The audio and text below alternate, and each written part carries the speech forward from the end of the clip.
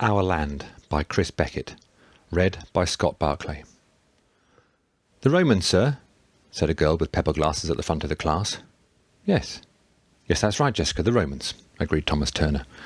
He was a history teacher, and he was teaching history to class 7G. "Well done, Jenny," said Thomas belatedly, remembering that Jenny was not very bright and needed encouragement. He was feeling rather strange, rather distant, as if he was looking out at the world from the end of a long tunnel. The Romans, exactly so, Jenny.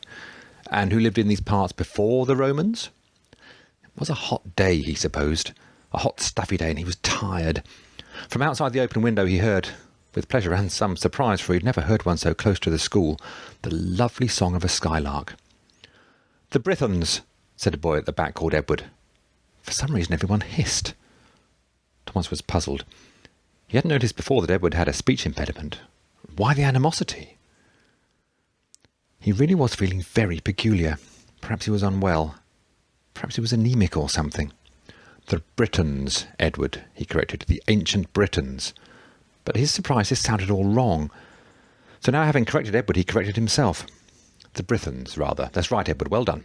The Brythonic Celts." There was a leak in the ceiling in the middle of the classroom, and rust-coloured water was dripping into a grimy plastic bucket. Somehow he never noticed it before. Nor had he seen that large piece of liner that was missing from the middle of the floor with the rough boards showing beneath, or the paint that was flaking off the metal window frames. He cleared his throat. "And of course, in 300 AD or thereabouts," he said, "the Romans expelled the Brythons. Most of them made their homes in Gaul and Iberia, in the countries we now call France and Catalonia and Spain, from where they spread out into the New World." Catalonia and Spain? It was hot. Outside the window the skylark went twittering on. "And many of them assimilated into the local population, which at that time was Celtic-speaking like the Brythons themselves, but a small number held onto their own Brythonic faith in spite of persecution, maintaining that the Brythons were the chosen people of God, I Pol Dau, and that their lost homeland of Logres, Lochar, as they called it, remained their birthright, given to them by God himself when Joseph of Arimathea planted his staff at Avalon, cut from the same tree as Christ's crown of thorns, or so they believe anyway." The odd thing was that, though his own voice was saying it, all of this was news to Thomas the teacher. He had never referred to the ancient Britons as Brythons before. He had never heard before of them being expelled by the Romans. He had never heard of the Brythonic faith. "A century or so ago, Brythons from the Americas and from mainland Europe began to settle in this country, believing that even after 1700 years it was still theirs, although we English had been living here all this time, and the country itself was now called England." He had never heard any of this before. He had no idea where any of it was coming from. It was all very eerie and odd, and yet there was something familiar about the feeling all the same. He had a vague memory of there having been another time like this, like the memories we have in dreams of other dreams long since forgotten in waking life. He knew that this wasn't the first time that he had stood in front of the class intending to tell one story and another completely different one had come out of his mouth. In fact, now he thought about it, he realised that there had actually been a whole string of these moments. And now, quite suddenly, he could see them quite clearly, stretching back through time. He found he could contemplate them while his mouth continued to teach its unfamiliar lesson on its own. It was as if he had emerged from the mist onto a hilltop, from which he was able to see other peaks all around him that were normally hidden from view. And he knew, too, that soon they would all be hidden again. He would forget. He would forget all the histories except one. He would believe that it was the only history there was. "Excuse me, sir, do we need to write all this down?" asked Belinda Dewsbury. "For goodness sake, girl, not now!" Thomas snapped. "Can't you see I'm trying to remember something?" Belinda looked as if he had struck her across the face. There were tears forming in her eyes. God, what was he doing? Everyone knew that poor Belinda had been having dreadful problems at home. The whole class was staring at him, appalled. "Sorry," he said. "I'm sorry, Belinda. Sorry, everyone." Distracted for a moment there. No need to write all this down. All this is just by way of a general introduction." Dear. Something had distracted him, and he couldn't afford to let that happen when he was standing in front of 30 teenagers. But what had it been? What had he been thinking about? There'd been something important, something he had badly wanted not to forget. He looked down at the textbook on his desk, hoping for clues. English history, it was called, tattered and threadbare like the classroom itself, and at least 20 years old. It seemed familiar, and yet simultaneously it seemed strange. He felt pretty sure that it wasn't the same book that he laid there at the beginning of the class, for surely that one had been a new book, recently published with a shiny blue and white cover. "Now, where was I?" he said, playing for time in as hearty a voice as he could manage. And then the bell went. As the children rushed out, he turned out of habit to wipe clean the whiteboard, and then remembered that the school had never had whiteboards. "It's as if I'm in two places at once." The book of English history fell into 3 pieces when he picked it up, so he stacked them together again and placed the battered volume carefully back into his briefcase. The heat and humidity was pressing down on him. His head was aching, and he felt a faint twinge of nausea. He felt he'd been travelling for miles and miles, yet this was just Ely, and he had only driven the few miles in from Sutton as he did every morning. What was I thinking about back then? He asked himself. What was it that I remembered? As he stepped out of the classroom, a Logrian helicopter gunship was passing low overhead. A Logrian helicopter? He was momentarily surprised by the age and shabbiness of his car, but by the time he'd got inside and started it up, he was no longer asking himself questions. It didn't seem unusual to him that the roads of this fenland city were crumbling, nor that a pervasive smell of burnt rubber hung over the place. He didn't wonder why the famous cathedral tower was pockmarked with bullet holes. It didn't strike him as odd that from time to time he passed a heap of rubble where a house once stood, or that a tank squatted by the road out of town with its gun trained at the passing cars. And he knew, without thinking about it, that the initials BCL, stencilled on the tank's turret, stood for Bythyn Cenedlaethol Lochar, the National Army of Logres. Under the broad eye of 2 Logrian soldiers lounging against the tank, a tall black man and a Latin-looking woman, he pulled over outside a house on the outskirts of town, honked his horn and got out of the car. The black soldier ran his tongue over his lips and put his hand to his gun strap. "Just letting my friend know I'm here," Thomas called out to him in Brythonic, without wondering how or when he'd learnt this Celtic tongue. "Always best to let the soldiers know what's going on," he said to himself. When people were edgy and jumpy and sometimes trigger-happy, it was best not to keep them guessing or to spring things on them. He took a square rag out of his pocket and wiped his shining face. His wife had cut up the rags, he suddenly remembered, with a complicated mixture of painful emotions. He had a wife called Jenny and a son called William, who was 21. Jenny had weary, bitter eyes, and she filled her time up with the repetitive money-saving tasks like cutting rags into handkerchiefs. William mostly sat in the living room and watched TV. "What you said?" called out the black soldier in broken English. "It's my friend Richard," Thomas called back in Brythonic. "I'm just honking my horn to let him know I'm here. I'm giving him a lift home." The soldier just perceptibly nodded. "Ah, here he is," called out Thomas again as Richard Duckett emerged from the house where he'd been working all day. A big, sturdy man with a round, open face. Richard lived in Sutton too.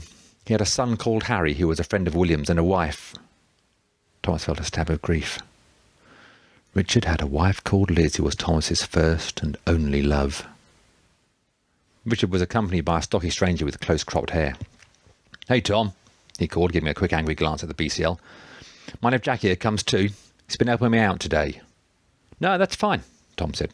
"How do you do, Jack?" "Hello, mate," Jack said. His accent immediately identified him as one of the refugees from Birmingham who lived in the Churchill cab. "Thanks for the lift, appreciate it, mate."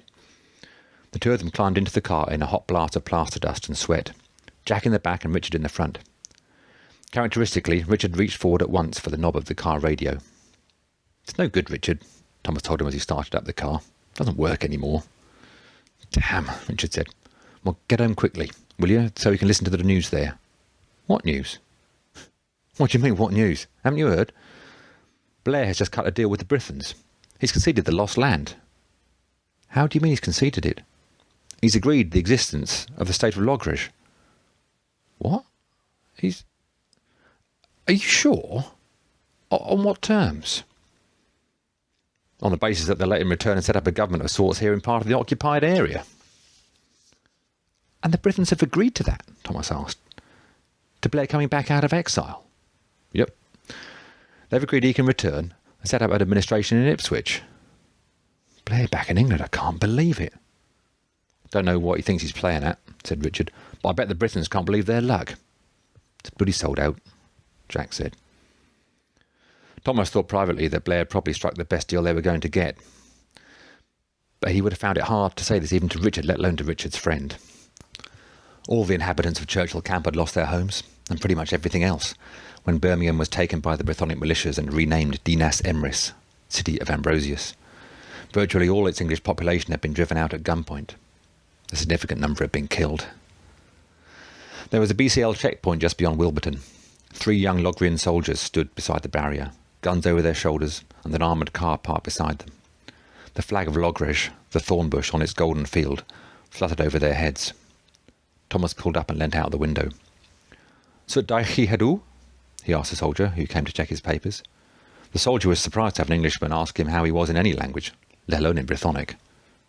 "Da iawn," he muttered uncomfortably, looking at Thomas's identity documents and then at Richard's and Jack's and passing them back through the window. "Okay," he said in bad English. "You could go now."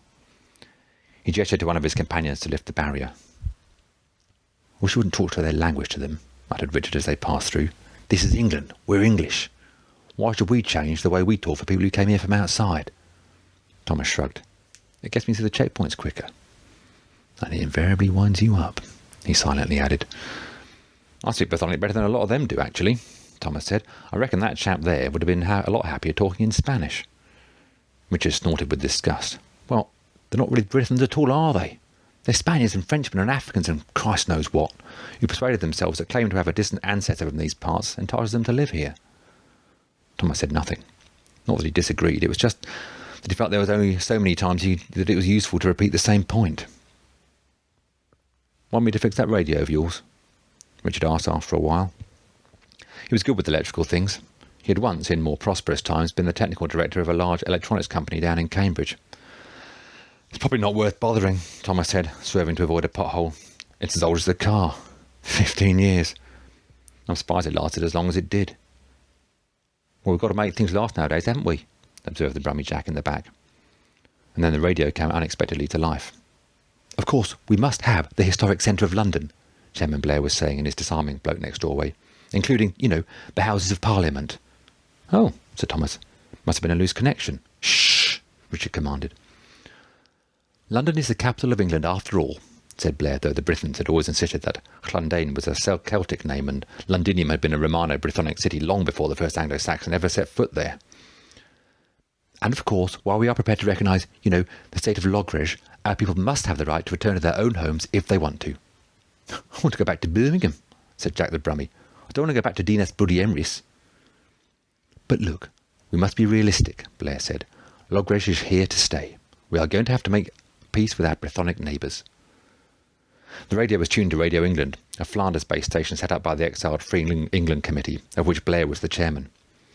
Now it played extracts of statements from the President of France, the Chancellor of Prussia, and the Foreign Minister of Spain, all praising Mr. Blair for the statesmanlike thing he had done, and saying how wonderful it was that the English might now have a nation of their own again, and rejoin the European family alongside the new Brythonic nation of Logres. "Jesus," murmured Richard softly. Took a bit of getting used to. Blair was not only the chair of the Free England Committee, but the leader of the Labour Party of England, an organisation which had spent the last 50 years fighting for the restoration of England as a single unified state. In the process, it had spilled a fair amount of blood. But now, in exchange for being allowed to return and set up some form of semi-autonomous government, he had settled for this, not the whole country, not even half of it, but the 20-odd% of it which had not to date been formally annexed by the Brythonic state. "It's going to be a rolling programme," Blair said. "To start with, the Logrian army will withdraw from Ipswich, and I'm going to set up an administration there. Once we get that established and thrash out some more of the details, the Logrians will gradually withdraw for more land. Of course, I don't pretend it's going to be easy, but the idea is to agree the final border sometime in the next 5 years. There are some difficult questions to sort out first, of course, like the status of London and the return of refugees, and what to do about all the Brythonic settlements we've got in the occupied area. But I want to say this. We are working towards a solution, the best solution that can be achieved. The time for armed struggle is over." Thomas turned off the potholed surface of the main road onto the dirt track that led into Churchill Camp. It was called a camp, but actually it was really a small town of 5,000 people, bigger than Sutton itself. Little Brummy children and Brummy dogs were playing in narrow alleys between the corrugated iron huts. Just along here, mate, Jack said. This'll do fine. Richard lived just across the road from Thomas, on the edge of the Sutton Ridge with the wide fens below. Come in and look at the news on TV, why don't you, Tom? He said. You can translate for me.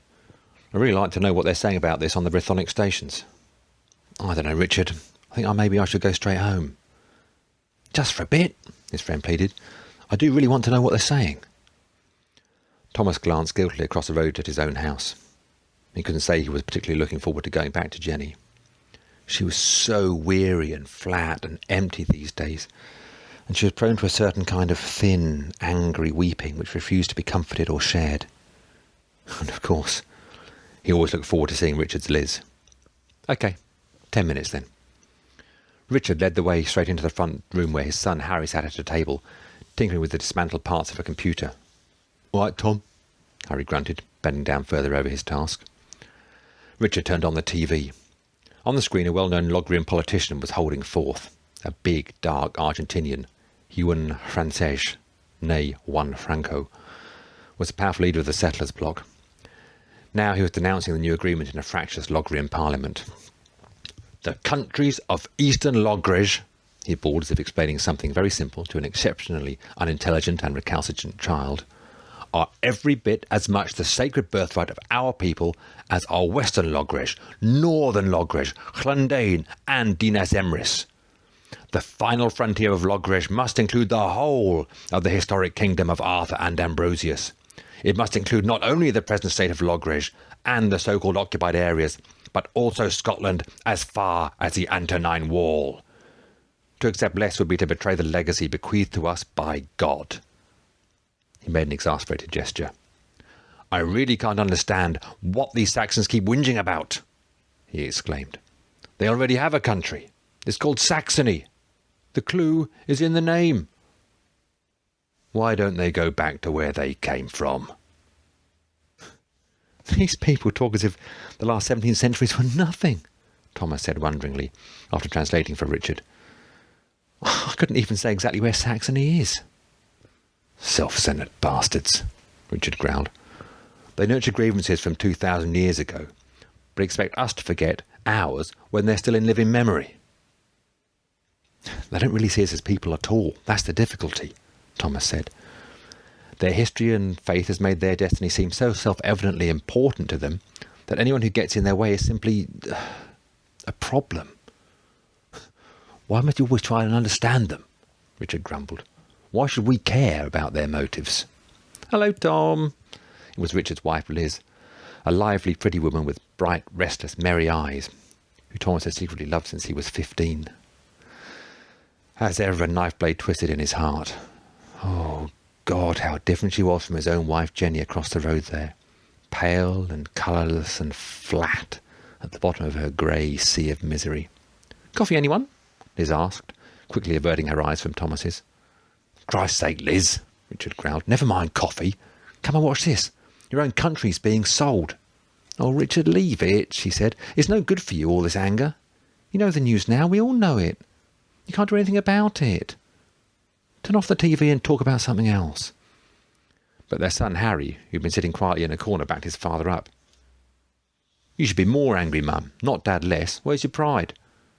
Think what we could have been if it wasn't for the invaders. Since Richard had lost his job in Cambridge, things had been pretty hard for the Ducketts financially. He'd once briefly tried to make money by doing factory work in the state of Logres itself, first in Llundain, then 80 miles away in the city of Rhydychen, which the English had once called Oxford. But then came the first violent English uprising against Logrian rule, and all work permits for English people had been cancelled. Richard now had to eke out a living locally as a general-purpose handyman. It wasn't easy, when no one had money to spare. I'm not saying we shouldn't be angry, Liz said. I just think being angry shouldn't become the only thing we are. Which is what Thomas thought too. But he knew he ought to go. Look, he said, I'm sorry, but I really must be getting home. Jenny will be worrying about the news as well and wondering if I'm okay. As he crossed the road back to his house, a PCL Jeep was going by. He didn't pay it any attention at first, but it stopped right beside him. Thomas tensed as any English person would have done, anticipating mockery or humiliating demand or even possibly a beating. But the voice that called out to him was entirely friendly. Good news, Mr. Turner, don't you agree? Peace! Peace in prospect at last. Colonel Rees? Thomas reluctantly acknowledged the Logrian, conscious of the inquisition that would face him if any member of Richard's family was to see him talking in an amiable way to a BCL officer. But actually the two men met quite regularly at work. Thomas having a community liaison role at school and Colonel Rees being the BCL civil liaison officer for the East Cambridgeshire Military District. I've always thought, if it had been down to people like you and I, we would have reached a solution long ago, said Colonel Rees in his bad French accented English. A stocky, baldy man with prominent eyebrows and a quick but slightly mocking smile. The Colonel had grown up in Paris. In civilian life he was an academic chemist, and as a strictly secular Briton, he had always made a point of differentiating himself from the religious Britons and their talk of the holy destiny of the Brythonic Celts. Thomas actually rather liked him. Maybe, he said with an awkward laugh. Colonel Rees reached out from his jeep to shake Richard's hand. Maybe one of these days you and I will be able to sit in a pub with a pint of English beer and laugh at all this nonsense. We Britons and you English have so much in common, don't we? We're all Northern Europeans after all. Thomas looked anxiously over the Colonel's shoulder at the Duckett's house. On Saturday morning, Thomas went over to see his mother Doreen in her bungalow on the far side of the village. It was a depressing errand. There was so little that he could share with her, and so little that she could share with him. She was 82 and suffered not only from emphysema, but with Alzheimer's disease. In her mind, she was back in the days of her adolescence when England was England, and Logrish did not exist, and the Brythonic immigration had only just begun. I really think the government ought to do more for us old people, she grumbled at one point. We built this country up. We paid taxes, and look at the thanks we get. On the way back home, Thomas heard the angry shouting of young men ahead of him. There was a small crowd outside the church, consisting of a group of young English youths from the village and from Churchill Camp, and a group of young Logrians up from the fortified Brythonic settlement for Tremorfa. The young settlers were armed with automatic rifles. They had unrolled banners protesting against the deal between their government and Chairman Tony Blair. God gave Eastern Logres to us. There is no such people as the English. Saxons belong in Saxony. About 300 Logrians lived in their Tremorfa settlement. Surrounded by a high razor-wire fence and CCTV cameras, it was on the opposite side of the village to the 5,000 Brummies in the Churchill camp, and it occupied about the same amount of land. Fuck off, Logrian scum, the English crowd shouted. This is England. We'll bury you. We'll fucking bomb you into the sea. The Logrians, outnumbered but made confident by their guns, shouted back. England? What's England? This is Logres. You belong in Saxony. That's why you're called Saxons. Duh. We're not called Saxons. We're English. We were born here. Thomas sighed. Soon some English idiot would start throwing stones, and then another idiot on the Logrian side would point a gun, and then... Richard's son Harry was at the front of the English crowd. Convenient how your God tells you to steal land from other people, he called out. How can we steal what is already ours? One of the settlers shouted back in strongly French-accented English. The Tremorfa settlers came from Montreal and still spoke French among themselves. How can it be yours when we've lived here for 1,000 years? Called out Thomas's own son William from the back of the crowd. And you lot were living in Canada until a few years ago. Because God gave it to us, scumbag, and you had no right to steal it. Thomas broke in before anyone else could reply. Leave it, all of you, he told the English group. You're giving them exactly what they want. Ignore them, walk away. Being a schoolmaster gave him a certain authority. The English kids reluctantly began to disperse. Scared, are you, Saxons? The settlers jeered after them. Keep walking away, Thomas told his compatriots. But he couldn't resist one small jibe at the Logrians himself. You're so brave, he said in Brythonic. Why don't you leave your guns behind next time? I thought you said to ignore them, said Harry Duckett afterwards. But Thomas could see that he'd risen a little in the young neighbour's estimation. A couple of days later, Thomas had to take his mother Doreen for an appointment at Addenbrooke's Hospital down in Cambridge. She needed to have the fluid drained from her lungs. Jenny came too to help. The appointment was at 1 o'clock, but although it was only about 15 miles down to Cambridge, they set out at 7, with the aim of getting through the BCL checkpoint at Cottenham before the queues grew too long. At first, Jenny and Thomas congratulated themselves on their plan. There were only 10 vehicles ahead of them in the queue at the checkpoint, and they thought they'd get through in an hour or so. Maybe have time to look around a few shops and find a cup of coffee somewhere before it was time to go to the hospital. Jenny, by her standards, was almost cheerful. "Not that there's much in the shops these days, mind you," she said. But even if the shops were bare, things seemed a little more normal in Cambridge than they did out in Sutton.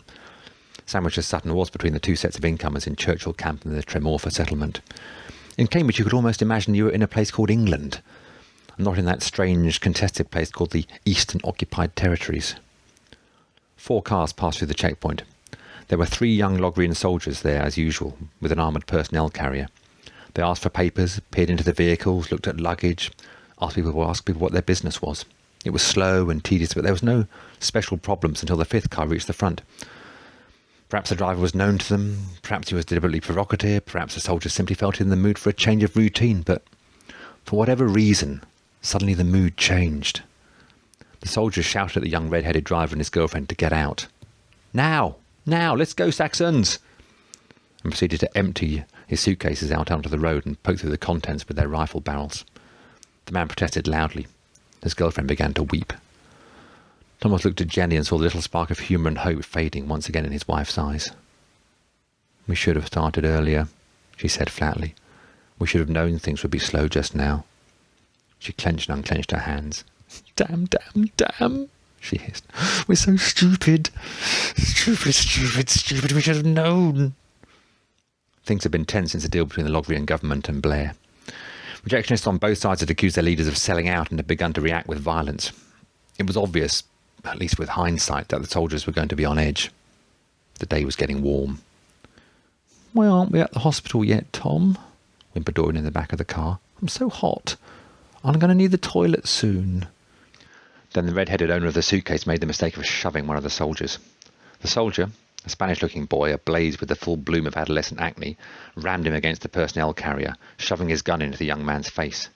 The man's girlfriend screamed and the soldier backed off a little. The woman then went to pick up the contents of the suitcase that were strewn all over the road, only to be ordered to stop. When she ignored this, another soldier came forward and very roughly pushed her back, so she stumbled and fell.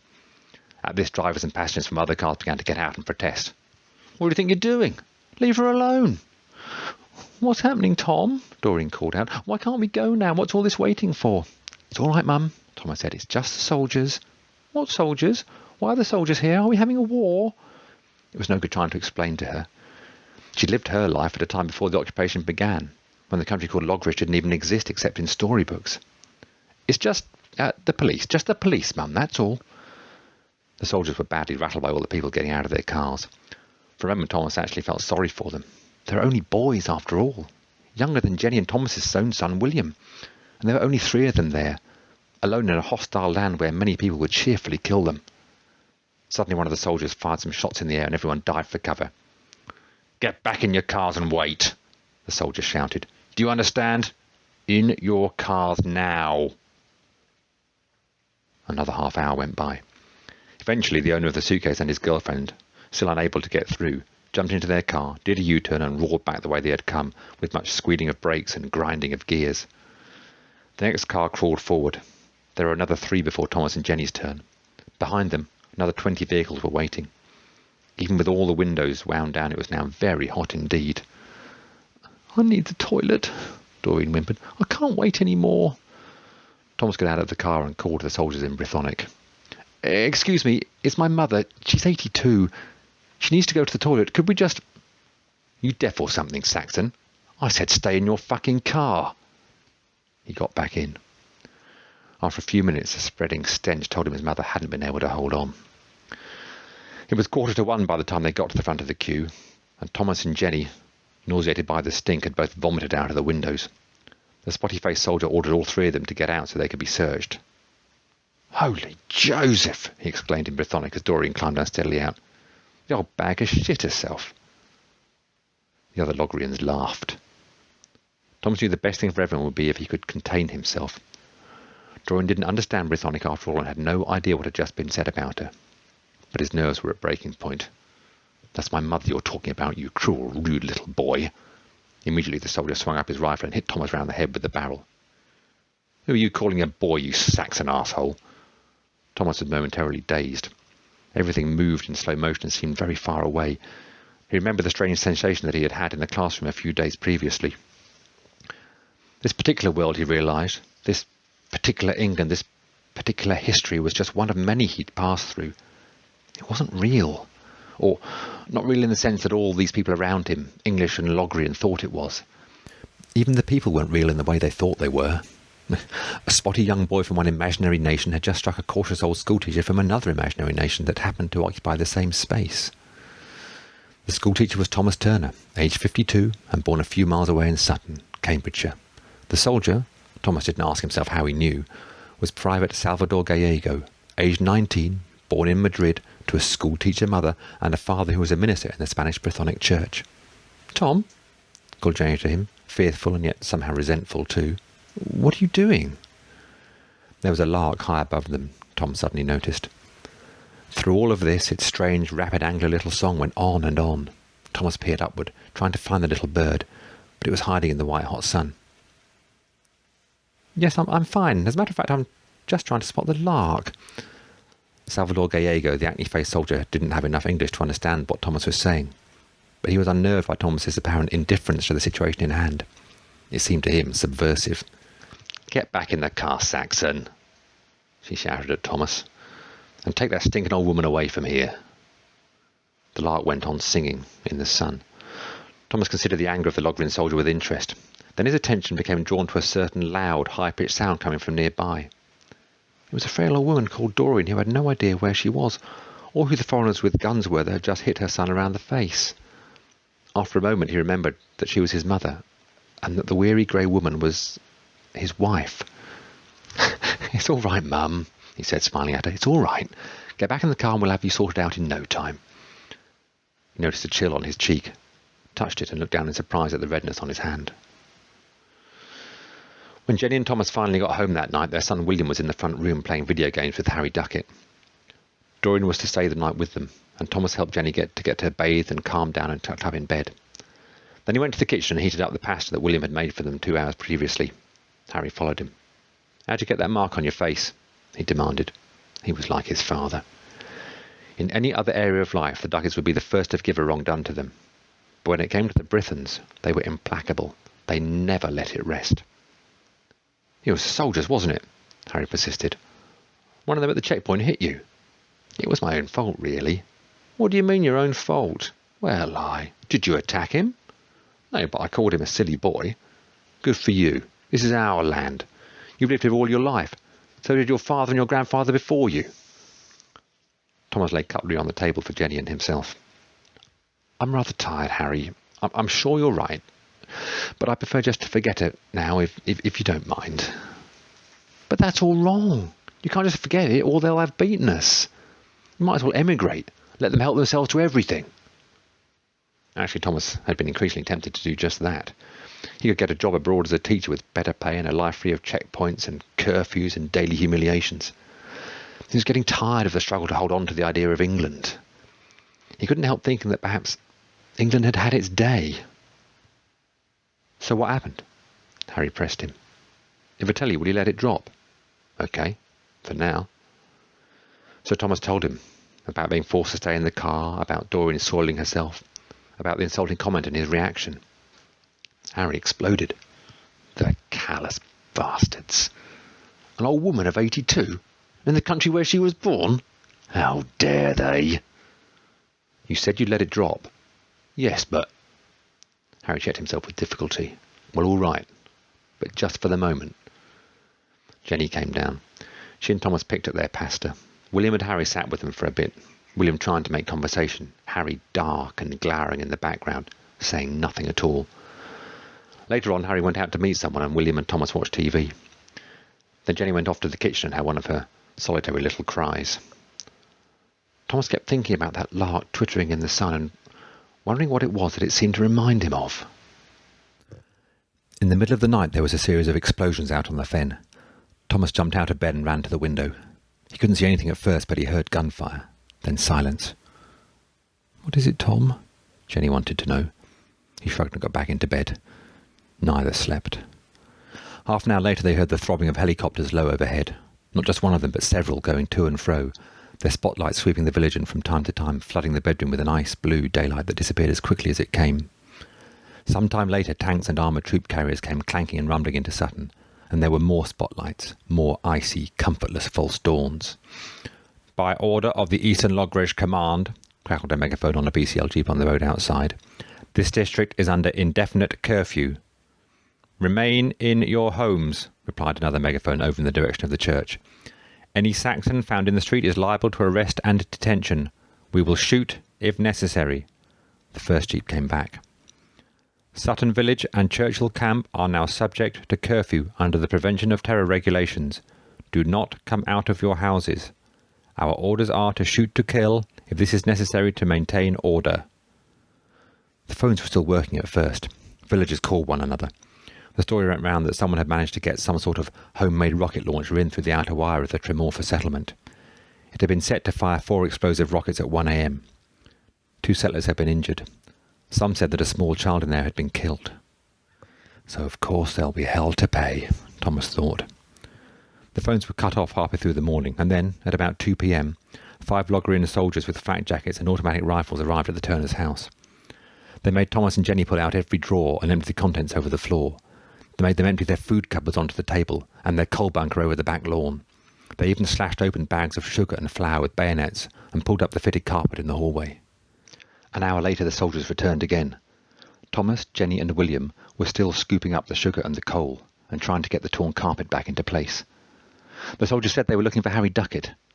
Some informer in the village had told them that William was his closest friend. I don't know where he is," William said. "I really don't." They arrested him and took him away. Jenny and Thomas didn't sleep at all that next night. Jenny sat clenching and unclenching her fists at the kitchen table, rocking to and fro while William patted her shoulder and told her stories about young men he'd heard about who'd been arrested and then returned to their parents unharmed. As it turned out, they were lucky. William did come back the next day. A jeep pulled up and dumped him outside. He had a black eye but was otherwise outwardly uninjured. Jenny hugged him. Thomas hugged him. William pulled away. "I'm all right, don't make a fuss." "I'll put the kettle on," Thomas said. "I'll make us a pot of tea." They were English after all. This was the whole problem. They couldn't be anything other than English. When Thomas brought the pot over to the table, William was staring distractedly at the window while Jenny stroked the back of his hand. "I'm worried about Harry," William burst out. "That's why they've let me go, isn't it? They found Harry somewhere. Well, they know where he is. That's how they know he wasn't with me and that I wasn't lying. Otherwise..." He put his hands over his face and began to cry in a strangled, lonely, distant way that was very like his mother. "They were about to start on me," he said. "I was stuck in this interrogation room with them. They were going to start on me." "But they didn't, did they?" Thomas said. "No, but whatever they were going to do to you, I suppose, is what you're thinking they're now doing to Harry." "Well, it is, isn't it? It is. It's happening to him now." William nodded. It was an appalling thought for all 3 of them. They'd all known Harry since he was a funny, reckless, indomitable little toddler. "Thing is, Dad, I actually think he did it. I think it was him that went through the fence with those rockets." "Stupid Harry," said Thomas. "Stupid, stupid Harry." Jenny began to sob. None of them thought even for a moment about the dead child over in the Brythonic settlement of Tremorfa. On TV, the Logrian politicians came over like weary grown-ups pushed to the edge of their patience by foolish and ungrateful children. "The Saxons are going to have to learn that if they want a state, they must behave like decent human beings," said the Prime Minister of Logres. One of his coalition partners, Emery Llewellyn, the leader of the Gwyad y Grial religious party, said that this incident confirmed the need for the Logrian state to retain control in perpetuity over all of the country formerly known as England. "This appalling terrorist attack has exposed the folly of handing over even the smallest part of our land to a people who have always refused our offers of peace. Little Angharad was an innocent child who had done no harm to anyone. She must not be allowed to have died in vain. We must bury once and for all the dangerous, the lunatic, the criminal notion of a separate so-called English state. If the Saxons want their own country, they should return to Saxony." Later, a news bulletin confirmed that 2 terrorist subjects had been arrested, Harry Duckett and John Fyson. The Fysons lived just 2 doors down from the Ducketts. They had once owned a farm on the site of the Tremorfa settlement. According to the bulletin, both Harry and John were members of the English Young Socialists, the youth wing of Chairman Blair's organisation, the Labour Party of England. But Blair himself denied any involvement in the attack. Late that afternoon, a military bulldozer arrived, accompanied by 2 tanks and a platoon of soldiers. Colonel Rees was with them, the BCL civil liaison officer for the Cambridgeshire military district. His face taut, his gaze fixed on the soldiers and the job in hand. They knocked down the Fisons' house first. Then the bulldozer pulled back from the wreckage, with a bit of the Fisons' blue living room curtains still dangling from its great blade. It turned awkwardly in its tracks and rolled along the road towards the Duckets, crushing the tarmac as it went. Richard, Liz, and Harry's younger brother Ned stood watching under the eye of 2 Logrian soldiers. "Where were you born, eh?" Richard demanded of them. "France, America, Spain? This is our land. You won't make it yours even if you knock down everyone's house." They didn't answer him. Perhaps they didn't even understand. The bulldozer rolled forward. In about 25 minutes, all of Richard's and Liz's extensions and improvements were reduced to a heap of rubble. The Duckets themselves were so completely covered in the dust of their own pulverised home that they looked like statues, the plaster-cast corpses from the ruins of Pompeii. Thomas called down from the window, "Liz, Richard, Ned, come over here and let us look after you." Liz looked round, with a blank plaster-cast face, but she was in a state of shock and was unable to act or speak. Next day, the BCL lifted the curfew from 10 a.m. to midday to allow the people of Sutton and Churchill Camp to get in some food. Thomas walked down to a farm on the fen just outside the village for eggs and potatoes. On the way back he met Colonel Rees, driving up from the Tremorfa settlement. It was very different from the previous encounter, when the Frenchman had embarrassed Thomas with his friendliness and volubility. This time Rees tried to pretend he hadn't seen Thomas at all, but Thomas stepped out in front of the car, so the Logrian officer had no choice but to stop. "How can you live with yourself?" Thomas demanded. "How can you come across from Paris to a place you have never seen before and be party to the destruction of the home of a family whose people have lived here for generations and generations?" After all, Colonel Rees wasn't religious. He wasn't one of those Britons who believed that God gave Britain to them in perpetuity when he sent Joseph to plant that damned thorn tree at Avalon. In all of their meetings, Rees had made a particular point of differentiating himself from these people. In fact, he often expressed the view that rational people on the Logrian and English sides had more in common with one another than they did with the fanatics of either variety. But now the Colonel's manner was distant and cold. "It was the home of a child killer," he said. "Do you expect us to pat you people on the back when your sons murder our kids?" "It was the home of a young man who attacked a fortified colony of invaders who have dispossessed and deliberately humiliated him for many years." The Colonel shrugged. "I'm angry now.